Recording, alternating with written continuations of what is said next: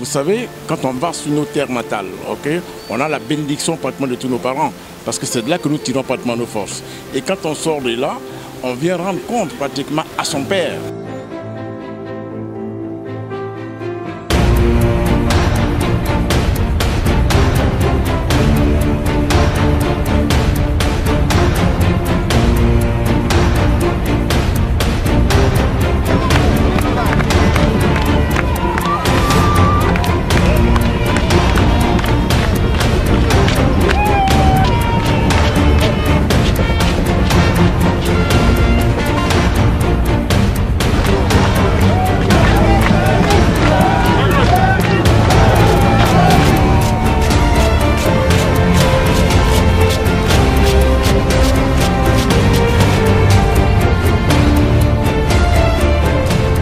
Président Bédié et moi, c'est une longue histoire.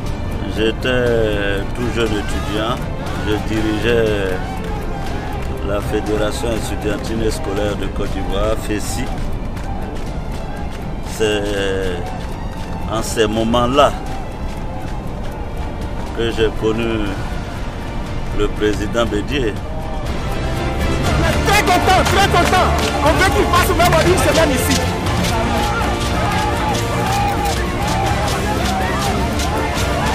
La première rencontre que le président Bédié a consenti, ça devrait être en 1995, chez lui à Daoukro.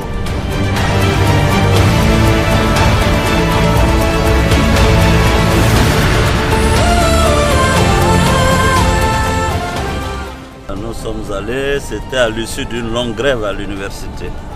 Nous sommes allés à Daoukro le rencontrer et il y invitait d'ailleurs tous les autres mouvements.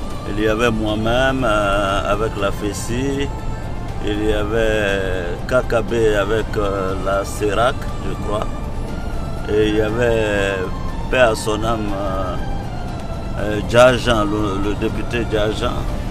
Et nous nous sommes rendus à Daoukro chez le président Bédié pour une concertation. Alors évidemment, j'étais dans le viseur et j'avais pris le soin de rédiger un texte.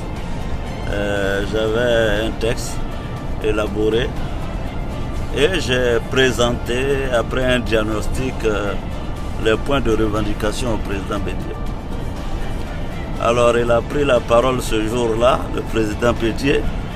Il était en colère, il m'a dit mais vous Soro, vous êtes allé trop loin dans l'outrage au chef de l'État. Vous feriez mieux de vous excuser auprès de moi tout de suite. Vous n'avez même pas l'âge de mon dernier fils. Et alors, quand le président Bédié a dit ces phrases qui pour moi étaient terribles, imaginez mon âge à cette époque-là, dans ma tête je me disais pourvu qu'il ne m'arrête pas à Daoukro ici. Il était important que je vienne expliquer au président Bédié que je ne suis plus président de l'Assemblée nationale. À travers lui, qu'on voit la Côte d'Ivoire à travers lui. Et à un moment donné, le président Bédié l'a soutenu. Et ça a été un moment fort. Et comme il a dit, si vous n'êtes pas reconnaissant, si vous ne connaissez pas la reconnaissance, si vous êtes ingrat, vous êtes perdu. Et là, il est venu voir son père pour lui dire, papa, je suis avec toi, je suis reconnaissant, tu m'as soutenu quand c'était difficile, aujourd'hui je suis avec toi. Et pour nous, nous qui sommes députés de la région, ça ne peut que nous réjouir et savoir que le président Diom Soro est quelqu'un de reconnaissant et quelqu'un d'intègre. Les grandes valeurs qui cultive, c'est la reconnaissance. La deuxième chose que je voulais porter à la connaissance du président Bédié,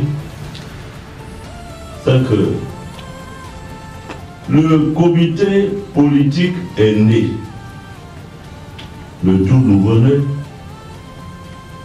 ne pouvait que venir auprès du doyen pour recueillir les conseils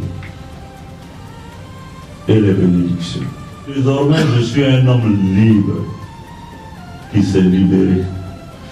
Parce que je n'ai jamais imaginé qu'on puisse apporter la libération à la Côte d'Ivoire sans se libérer soi-même.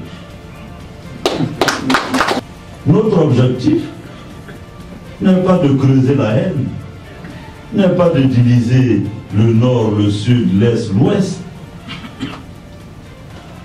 Notre objectif primordial, après la guerre que nous avons connue, c'est justement d'aller partout où les douleurs persistent pour apporter des mots de réconfort, d'apaisement.